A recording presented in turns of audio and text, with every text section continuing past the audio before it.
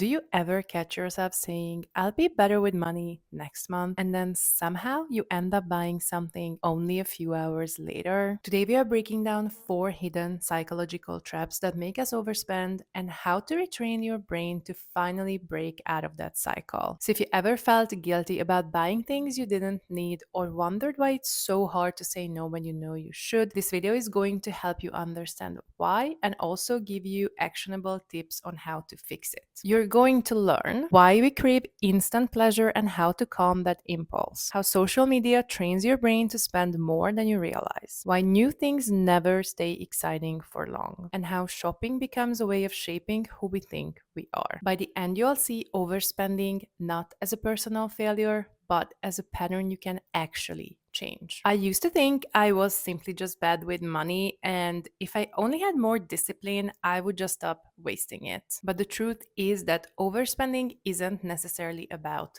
willpower. It's more about how our brains are wired and how the world around us just constantly reinforces our urges and enables us to spend more. Between sales notifications, influencers, and you deserve it messaging, it's really hard, almost impossible actually, to ignore the signs and just not crave something new. But once I actually understood the psychology behind my overspending habits, I realized that I didn't need to fight harder. I simply needed to understand what was going on and how to break my autopilot. Okay, so let's talk about what is actually happening in our brains, why it's happening, and how to break the cycle gently. The first psychological trap is low time preference, or other words, instant gratification bias. The problem here is that we value now over later. The little dopamine hit that you get when you buy something new just feels so much more rewarding than the quiet satisfaction of saving your money. That's why we say things like, it's okay, I'll just save next month, or something like, I deserve it, so I should buy it now. It's a chemical reward system. This is how you're going to fix it. Start with a pause rule. Wait 24 to 72 hours before you buy anything. Add your items to a wish list, whether that's a digital or physical one, and review your wish list every 1 to 3 months. Depending on how many items you add, you might actually need to do this more or less often than 1 to 3 months, but make sure that you double check your wish list every now and then, and make sure that you ones you keep in your wish list are items that you still want. Why this works is the small delay actually weakens the dopamine rush, and sometimes by the time you actually get to buying the item, you realize that you don't even want it anymore. It was more of the dopamine rush that you wanted in the first place. You can also try visualizing your future self having more savings, less clutter, and less stress. And you can even go as far as actually journal about this and write down what you would have if you saved the money instead of spending it. And remember, waiting isn't punishment, it's self respect. So you actually only get the things you really, really want. Another solution you could try to save the money instead of buying something new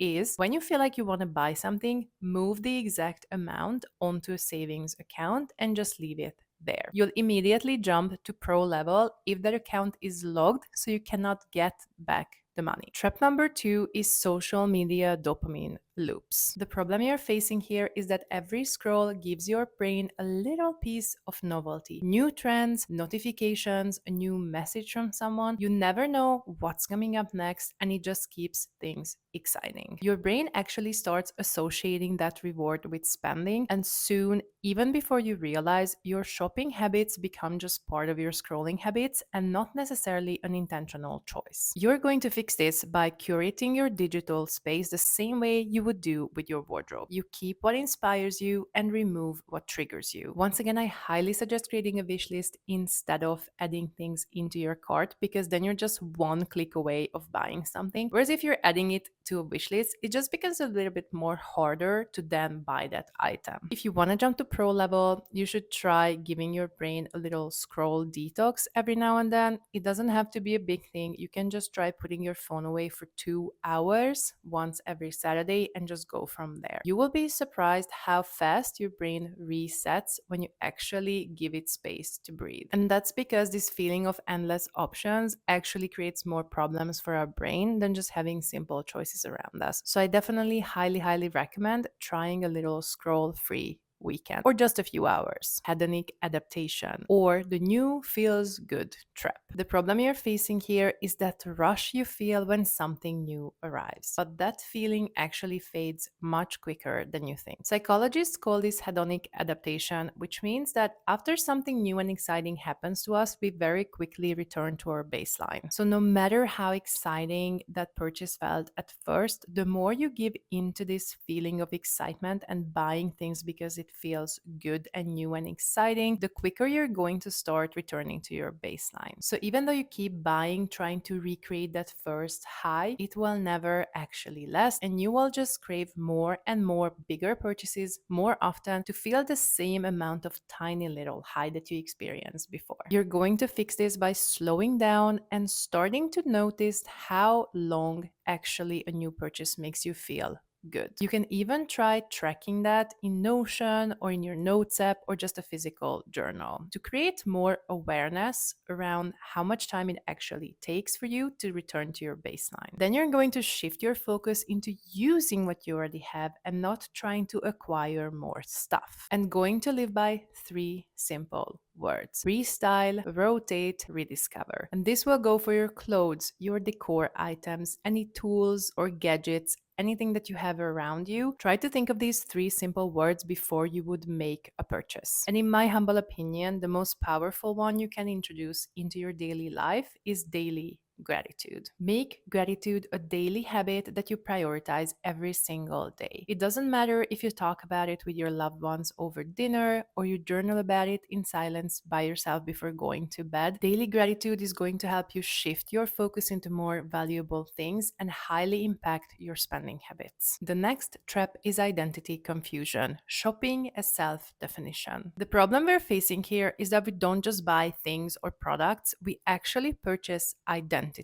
Of course, you want the outfit that says successful or the skincare that screams put together. When we feel unsure about who we are, purchasing something that fits the version of us that we want to be actually feels comforting. Brands know this very well, so they are not trying to sell you a product or service, they're trying to sell you a feeling, a lifestyle, or an identity, or all three of those. You're going to fix this by slowing down and asking yourself before you buy anything: would I still want this item if no one ever saw it? Then reconnect with who you actually are, your routines, your habits, your values, your real lifestyle. Spend time creating instead of consuming. Sit in silence, go outside, read a book, watch old movies. I find that a good starting point can be returning to things you liked doing when you were a teenager or even as a child. For example, from a very young age, I absolutely loved making videos and also sharing my passion and teaching others. Now I'm here literally making YouTube videos because that allows me to share my passions with other people and also be creative while I'm editing the videos. So instead of scrolling on Instagram or TikTok, just try to think about some hobbies that you can actually pick up. And I'm not trying to talk about this new trend that you absolutely need to have a hobby and that it has to cost a lot of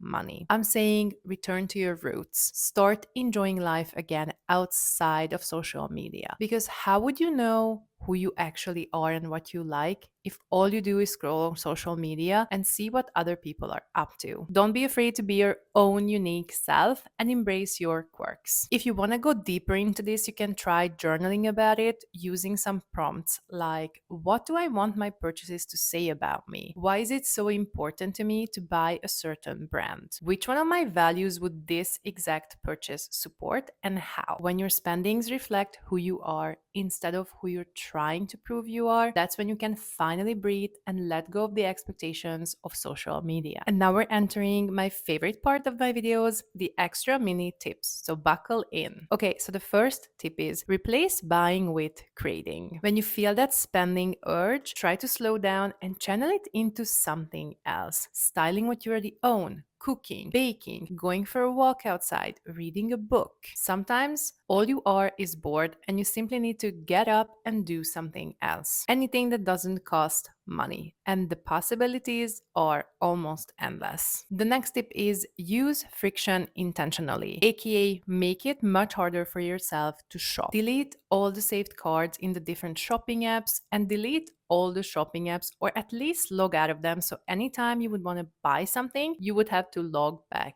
in. Unfollow people that urge you to buy more and try to find some accounts that embrace slow living. Take that extra step to make it really uncomfortable for yourself to shop, because sometimes that is enough to help you spend less. Next tip, unsubscribe strategically. Email marketing is psychology in itself, and removing that trigger actually makes a bigger difference than you realize. So take an afternoon and go through all your email subscriptions. Notice how each one of them makes you feel. Keep the ones that are generally interesting to you and resonate with you, the ones that make you feel like you're part of an actual community. Anything that feels like noise or urges you to shop, shop, shop, let go of those and do not look back. And this is your reminder that overspending is not weakness. It's being human in a world that actually profits from your impulses. And I'm also not saying you're never going to fall into the trap of buying something when you didn't really want to in the first place. If that happens, take a deep breath, slow down, start again, and just move forward. Once you see the patterns, you can choose differently, even when it's hard. You can slow down and work on solutions that help you ignore the pushes and enjoy life outside of social media. I hope that you learned something useful today, and thanks for hanging out with me. If you like this video, I'm sure you like this one as well. And I hope I see you next time.